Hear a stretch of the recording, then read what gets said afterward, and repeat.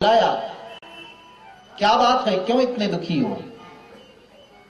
सन्यासी को देखा और कहा, भगवान आपसे कुछ छिपा नहीं, आप सर्वज्ञ हैं, आपको मैं क्या बताऊं, फिर भी बताओ ना।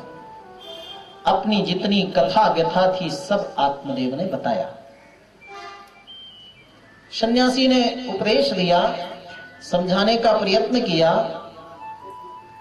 देखो, सुख दुख स्वर्ग नरक ये संतान के द्वारा नहीं मिलता है, ये अपने व्यक्ति के कर्म से मिलते हैं। मनेव मनुष्याणाम कारणम बंध मोक्षयो हो, बंधन और मोक्ष का कारण मन है, न कि बंधन और मोक्ष का कारण संतान होती है। 60,000 पुत्र थे राजा सगर के, क्या मिला उनको? दुखी तो मिला, कोई जल देने वाला नहीं था। तुम इस जन्म में पुत्र की कामना करते हो, लेकिन सुनो, 7 जन्मावधित पुत्रम नैव च नैव चा, 7 जन्म तक तुम्हारे कोई पुत्र पुत्री नहीं होगी। तो और बड़ा दुखी हुआ। सन्यासी ने समझाया कि संसार इसी का नाम है आत्मदेव, जगत इसी को कहते हैं जहां पर अभाव हो। परिपूर्णता तो एकमात्र ईश्वर के पास है, और जगत संसार उसी का नाम है जहां किसी न किसी चीज का अभाव हो। कहीं पर आप देखो, किसी के जीवन में देखो, स्वयं के जीवन में अनुभव करो, कोई ना कोई चीज का अभाव अवश्य है। और ये संसार है, यहाँ पर सब के लिए। परमात्मा भी आते हैं तो इसका पालन उनको भी करना पड़ता है, होता है ना।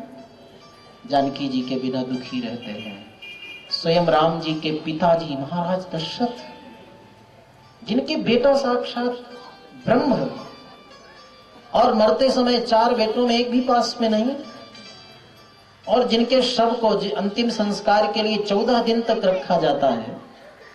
क्या मतलब? साक्षात ब्रह्म पुत्र रूप में आ रहे हैं, और मां देवकी पिता वसुदेव कारागृह में जेल में पड़े हुए हैं। तो जगत का अर्थ ही है कि जहां किसी ना किसी वस्तु का अभाव हो। परिपूर्ण तो एकमात्र ब्रह्म है, और परिपूर्णता एकमात्र ब्रह्म के सानिध्य में है। लेकिन आज आत्मदेव को कोई उपदेश काम नहीं कर रहा। जीवन में बहुत दुख हो तब भी उपदेश काम नहीं करता, और बहुत सुख भी जीवन में हो तब भी भगवान का भजन अच्छा नहीं लगता लोगों को। ज्यादा दुख हो तो भी उपदेश नहीं काम करता, और ज्यादा सुख हो तो भी उपदेश काम नहीं करता। मध्यम जीवन हो तभी भगवान का भजन होता है। वो आत्मदेव ने कहा, संतान के बिना सब कुछ व्यर्थ है, आप मेरे भाग्य को बदल सकते हो। रुदन करने लगा, प्राण त्याग दूंगा कहने लगा। तब सन्यासी ने एक फल दिया, ले जाओ, फल खिलाना, पुत्र होगा। लेकिन उससे तुम्हें सुख मिले या दुख मिले मैं नहीं जानता, प्रारब्ध में जो होता है वही मिलता है। फल दे दिया सन्यासी ने, फल लेकर आया आत्मदेव, पत्नी को दिया, इसको खाओ, सुंदर पुत्र होगा। धुंधली बड़ी कुतर्क करती थी, कुतर्क करते करते सोचने लगी, अगर इस फल को मैं खाऊंगी तो सन्यासी का आशीर्वाद है, व्यर्थ जाएगा नहीं, गर्म होगा, भोजन मेरा कम हो जाएगा, तो दुबली पतली हो जाऊंगी, कमजोर हो जाऊंगी, घर का काम कैसे करूंगी। मैंने सुना है सुखदेव जी अपने माँ के गर्भ में 1000 वर्ष थे, मेरा गर्भ भी टेढ़ा मेढ़ा हो गया तो प्राण भी निकल सकते हैं। और सुनती हूँ जन्म देते समय बड़ा कष्ट होता है, पालन में लालन में बड़ा कष्ट होता है। तो सुकुमारी कथम सहे लालने पालने दुखम, सुकुमारी कथम सहे। लालन पालन जन्म में कष्ट ही कष्ट है, इसलिए मैं कैसे सब सहन करूंगी। दूसरी बात, जब बालक को जन्म दूंगी मैं तो प्रसूतिकागृह में रहूंगी, और उस समय मेरी ननंद आएगी और घर की सारी संपत्ति लेकर के, ये सबसे बड़ा कष्ट है। इसलिए धुंधली ने क्या किया, एवं कुतर्क योगेन तत्फलम नैव भक्षितम। तर्क नहीं, वितर्क नहीं, सुतर्क नहीं, क्या किया उसने, एवं कुतर्क योगेन तत्फलम नैव भक्षितम, कुतर्क के द्वारा उसने फल नहीं खाया, गाय को खिला दिया और एक अपनी सहेली से बातचीत कर लिया, पैसा रुपए दूंगी तो अपना बच्चा मुझे दे देना, और पेट में कपड़ा बांधती रही।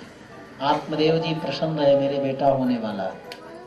9 महीने हुए, अपनी सहेली से बेटा ले लिया, कपड़ा पेट से हटा दिया, आत्मदेव जी के कहा देखो आपके बेटा हो गया। और उस गऊ को खिलाया था, फल व्यर्थ गया नहीं, उससे भी एक सुंदर बालक का जन्म हुआ जिसके कान गऊ की तरह थे, इसलिए उसका नाम गोकर्ण रखा। दोनों बालकों का बचपन से ही विलक्षण विचित्र स्वभाव, एक ऋषि का प्रसाद है, एक संत का, एक यति का आशीष है, उसमें वहां श्रेष्ठता है, संस्कार है। बचपन से ही माता पिता को प्रणाम करना, आज्ञा का पालन करना, संध्या वंदन करना, बड़ों का आदर करना, ये सब गुण किसमें थे? गोकर्ण जी में।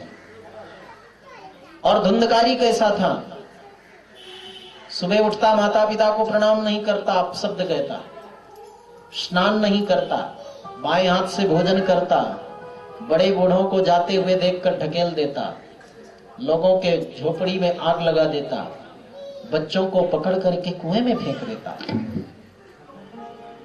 गोकर्णः पंडितो ज्ञानी धुंधुकारी महाखलः।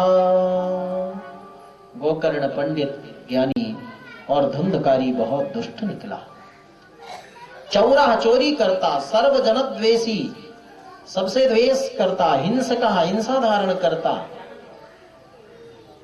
उसका खान पान सब बिगड़ गया, दुष्टों का संग हो गया, वेश्याओं को घर में लाकर रखने लगा। सारे कुकृत्यों को देखकर पिता आत्मदेव जी आज बड़े दुखी हुए, रुदन करने लगे, मैं कहां जाऊं, घर त्याग कर किधर जाऊं, प्राण त्याग दूं। तब दूसरे पुत्र गोकर्ण ने पिताजी को यहां समझाया, पिताजी ऐसी भूल कभी मत करना, आत्महत्या करने वाले व्यक्ति को फिर मानव शरीर नहीं मिलता, और यदि व्यक्ति कष्ट से भी कष्ट में अपने जीवन को धारण करता है, 100 वर्ष तक भी विपत्ति रहे और शरीर धारण करता है, तो एक न एक दिन उसके जीवन में सुख अवश्य मिलता है। और यदि शरीर त्याग दिया आपने, तो आपको मानव शरीर नहीं मिलेगा, पशु पक्षी का शरीर मिलेगा, आप वृक्ष भी बना दिए जा सकते हो। इसलिए संसार में सबसे बड़ा यदि पाप है कोई, तो आत्महत्या का है। मैं आपको कुछ बातें बताने जा रहा हूं, इनको आप ध्यान में रखिए तो आपको बड़ी शांति मिलेगी। तो यहाँ पुत्र पिता को उपदेश दे रहा है। भागवत में 2 जनों ने अपने माता पिता को उपदेश दिया है, या तो गोकर्ण जी ने अपने पिता आत्मदेव को दिया है, और या तो कपिल देव जी ने अपनी मां देवहूति को उपदेश दिया है। अच्छी बात अगर बेटा भी कहता है तो उसको मानना चाहिए, अच्छी बातें अगर छोटे बच्चे भी कहते हैं तो उनको ध्यान में रखना चाहिए। गोकर्ण जी का सुंदर उपदेश है कि देहस्थि मांसरुधिरे भीमतिं त्यजत्वं जाया सुतादिषु सदा ममतां विमुञ्च पश्यानि संजगदिदं क्षणभङ्गनिष्ठं वैराग्य राग रसिको भव भक्तिनिष्ठः। पिताजी, आप पहले एकांत में बैठ जाओ और आप पूछो कि आपका घर ये है, तो आपको उत्तर मिलेगा मेरा घर है, मैं नहीं हूं घर। फिर आप अपने से पूछिए ये शरीर मेरा है, तो उत्तर मिलेगा शरीर मेरा है, मैं नहीं हूं। इंद्रियां मेरी हैं, मैं नहीं हूं। मन मेरा है, मन मैं नहीं हूं। बुद्धि मेरी है, मैं बुद्धि नहीं हूं। और जहां तक ये उत्तर मिलता जाए मेरा मेरा मेरा मेरा, समझना कि वो अनित्य है, वो नश्वर है, वो अशाश्वत है। तुलसी बाबा ने भी कहा ना, गो गोचर जहां तक मन जाई, गो गोचर